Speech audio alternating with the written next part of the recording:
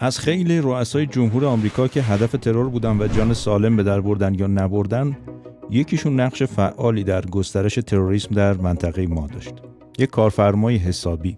این شخص رونالد ریگان، بازیگر هالیوودی که برنامه‌های خارجی ایالات متحده رو احتمالاً در استودیوهای هالیوود می‌نوشت. از جمله طراحی یک سناریوی سینمایی به نام جنگ ستارگان که مدعی بود موشک‌های اتمی شوروی رو تو فضا از بین میبره و سایه تهدید رو از سر مردم آمریکا برمی‌داره. Our only purpose, one all people share, is to search for ways to reduce the danger of nuclear war.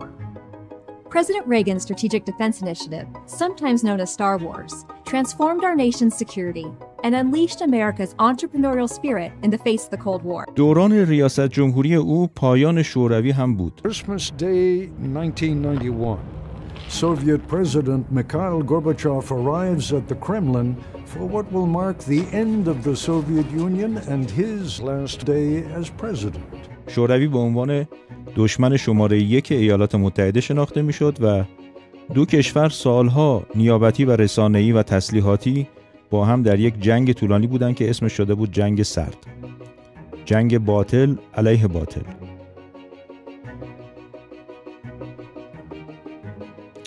گورباچوف که معتقد بود شوروی باعث تغییراتی بکنه، از جمله کنار گذاشتن دشمنی با آمریکا، بعد از سالها پا به آمریکا گذاشت تا مذاکره بکنه.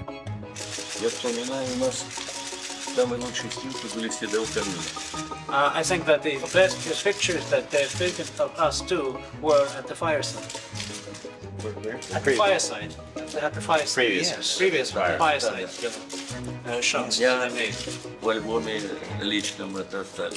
And I have this in my personal album of photographs as the best. نتیجه این نشست و برخاست ها تسلیم مزمن و پله‌ای خلع سلاح شوروی و فروپاشی بدون درد و خونریزی برای آمریکایی ها بود. Now the Soviets presently have many more INF missiles than we do. So they'll be destroying some 1,600 deployed warheads while we destroy about 400. اما در این کشاکش دشمنی و مذاکره چند ساله هر دو کشور در یک جبهه دیگری درگیر جنگ بودند. اون جبهه در همسایگی ما بود، افغانستان. نیروهای شوروی که همسایه شمالی افغانستان بودند در سال 1357 تقریبا همزمان با روزهای انقلاب اسلامی ایران به افغانستان لشکرکشی کردند. این جنگ حدود 10 سال طول کشید که 8 سال از این 10 سال در دوره رونالد ریگان سپری شد. از این جنگ 10 ساله در تحلیل‌های سیاسی امنیتی به عنوان دوره شکلگیری گروه‌های تروریستی در منطقه غرب آسیا یاد میشه. کشور همسایه ما افغانستان از ورود نیروهای شوروی تا به امروز دوران پیچیده‌ای رو سپری کرده که تحلیل و تبیینش واقعاً به ساعت‌ها برنامه‌سازی نیاز داره. شاید یکی از دلایلش حضور نیروهای خارجی متعدد با منافع متعدده که گاهی این نیروها با اهداف مشترک نه لزوماً عقاید مشترک هم جبهه میشن، گاهی درگیر جنگ داخلی میشن، گاهی ارزش اسلامی و جهاد مطرح میشه، گاهی شکاف‌های قومی سرباز میکنن. سعی میکنم مختصر ماجرای همسایه و سیر شکلگیری مهد تروریسم به دست تروریست‌های کراواتی رو براتون باز بکنم. وقتی نیروهای شوروی به افغانستان تجاوز کردند که منجر به کشتار زنان، کودکان و مردان بیگناه مسلمان افغانستانی شد، خیزش‌های جهادی شکل گرفت که موجب جذب جوانان مسلمان شد برای یاری به مردم مظلوم افغانستان و مجاهدین افغانستانی که در مقابل نیروهای شوروی مقاومت می‌کردند. جوانان مجاهد از آمریکا تا جنوب شرق آسیا و البته کشورهای عربی. اما این فقط مجاهدین نبودن که با شوروی می‌جنگیدن. اینجا یک پدرخوانده هم حضور داشت که دشمنش دوستش شده بود، یعنی ایالات متحده.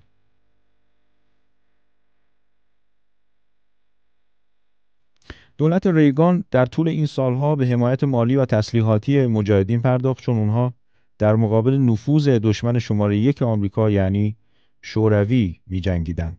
پایگاه خبری واکس در گزارشی نوشته که اونها دارای کتابچه‌های آموزشی آمریکایی، مقداری بودجه آمریکایی و اسلحه‌های آمریکایی هستند. همه چیزهایی که از طریق ISI پاکستان دریافت کردند و حالا سیا میگوید ما به این گروه‌ها اجازه دادیم که شکل بگیرند زیرا چشممان را از افغانستان برداشتیم. ریگان از یک سو در حال مذاکره صلح و دوستی با گورباچوف طالب اصلاحات بود و از سوی دیگر در میدان نبرد افغانستان با نیروهای او می‌جنگید. کلاً آمریکا در جبهه‌های مختلف علیه نفوذ کمونیست‌ها می‌جنگید. هر جایی که شوروی نفوذ داشت، آمریکا هم یک سوی جنگ بود. از جمله نیکاراگوئه یا السالوادور که در همون دوران اتفاق افتاد. Finally, we talked directly about regional issues such as Afghanistan, Iran, Iraq, Angola, Cambodia and Nicaragua.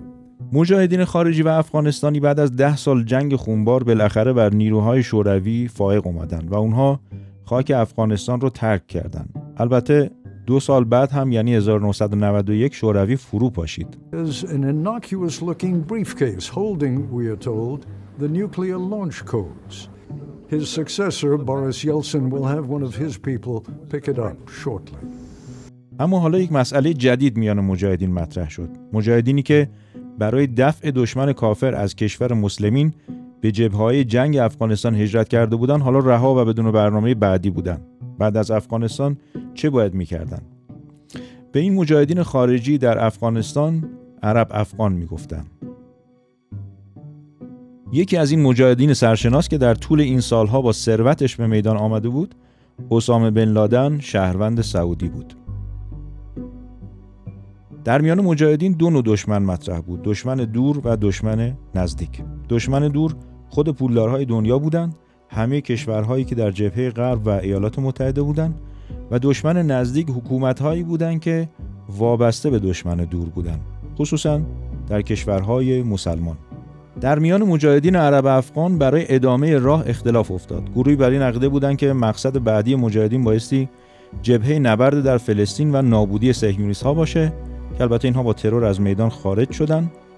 اما گروه دوم به سرکردگی اسامه بن لادن اعتقاد داشت که بایستی سازمان خودشون رو تشکیل بدن و علیه تمام یهودیان و مسیحیان در سراسر دنیا عملیات جهادی انجام بدن، حتی اگر به قیمت گرفتن جان افراد بیگناه باشه. 10 سال بعد هم اسمش شد جبهه جهانی اسلامی برای جهاد ضد یهودی‌ها و صلیبی‌ها و کمی بعدتر القاعده. شاید ریگان و همپیاله‌های پس از او در یک آزمایشگاه جنگی به نام جبهه مجاهدین مسلمان در برابر شوروی به یک دستاورد بزرگ رسیدن. اونها نه تنها قدرت نظامی و جهادی مجاهدین رو محدود نکردن، بلکه حمایت تسلیحاتی و مالی هم کردند. البته نقش پاکستان به عنوان پایگاه اصلی و حمایت‌های مالی عربستان و امارات نبایستی از قلم بیفته. کار مهمتر آمریکایی‌ها شاید باز تعریف مفاهیم اسلامی برای مجاهدین سلفی تکفیری بود که هر جنبنده‌ای زیر پرچم غرب خونش حلاله. پس چرا از مسلمانانی که در کشور مستعمره غربی زیست میکنن یا سبک زندگی غربی دارن شروع نکنیم؟ بدین ترتیب جهاد اسلامی افغانستان با طی مسیری طولانی با حمایت‌های بی‌دریغ آمریکا، اسرائیل و برخی کشورهای عربی متحد این دو به چیزی تبدیل شد که امروز با نام‌های القاعده و دولت اسلامی در عراق و شام میشناسیم. همونطور که نتانیاهو دیروز در سخنرانیش در کنگره آمریکا گفت: دوستان من، در خاورمیانه ایران عملاً در پشت تمام تروریسم، تمام تب و تاب، تمام کشت و کشتار هاست. البته مترجم هیجان زده رسانه حکومتی انگلیس که کلاً خلاف تاریخ و اسناد خودی حرف میزنه، یک جا هم که درست گفت سری برعکسش کرد. پیروزی آزادی بر خودکامگی، پیروزی نور بر تاریکی، پیروزی باطل بر حق، این پیروزی حق بر باطل، این وعده ماست. به نظر شما چرا گروه‌های جهادی که داعیه نبرد برای اسلام داشتن تا میتونستن در کشورهای مسلمان خون آدم‌های بیگناه رو ریختن، اما تا امروز حتی یک تیر به سمت اسرائیل شلیک نکردن؟ بذاریم نتانیاهو جواب بده. ما همچنین کمک کردیم که سربازان آمریکایی مجبور نشن در جای مستقر بشن و از منافع مشترک خودمون و آمریکا در خاورمیانه حفاظت کردیم. بله، همه میدونن و امام 15 سال قبل از پیروزی انقلاب اسلامی این رو فهمیده بود و هشدار داد که آمریکا یک ایالت جدید در غرب آسیا اختراع کرده و مقصودش منافع آمریکاست. کعبه و بتخانه بهانه است. آیا اونها نمیدونن که سرزمین اسرائیل جایی است که ابراهیم و اسحاق دست به دعا برداشتن و جایی که سلیمان بر اونجا حکمرانی کرد؟ آیا این رو نمیدونند؟ واکس حرف جالبی زد که پیشتر هم اشاره کردیم. پیامد ناخواسته مداخله هرج و مرج است و این هرج و مرج به ما القاعده میدهد، داعش میدهد. نمونه کارهای القاعده رو در اولین سالهای بعد از جنگ افغانستان مرور کردید. FBI در آرشیو خودش سند جالبی داره. القاعده مسئولیت ترور 18 نظامی آمریکایی در سومالی رو بر عهده گرفته، همچنین انفجار سفارت آمریکا در کنیا و تانزانیا، همونطور که نتانیاهو گفت. در آفریقا سفارت‌های آمریکا رو بمبگذاری کردن.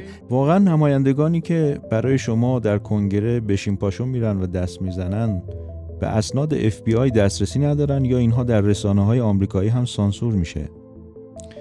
بگذاریم از طراح ذراتخانه هسته‌ای ترقوزآباد. به نظر شما برنده واقعی جنگ شوروی و مجاهدین افغانستان دقیقاً کیه؟ ریگان یا گورباچوف؟ Mikhail Gorbachev would live another 30 years, widely admired throughout much of the world for bringing an end to a communist Soviet Union. But Gorbachev was mostly ignored and sometimes even reviled at home for the very things that made him so popular in the West. به نظر میاد هر دو برنده شدن، چون هر دو از منافع آمریکا حمایت کردند و هر دو در غرب محبوب هستند. انگار این ما هستیم که اگر در برابر پیامدهای مداخله آمریکا مقاومت بکنیم، تروریست خطاب میشیم و سردارمون رو با دستور مستقیم تروریست کراوات قرمز گاوچرانها ترور میکنن. بله، همیشه پای ایران در میانه، چون شما به ایران آمدید و وقتی به ایران بیایید ایرانی‌ها هستن. به امید ایران آگاه و متعالی، خدای بزرگ یار و نگهدارتون.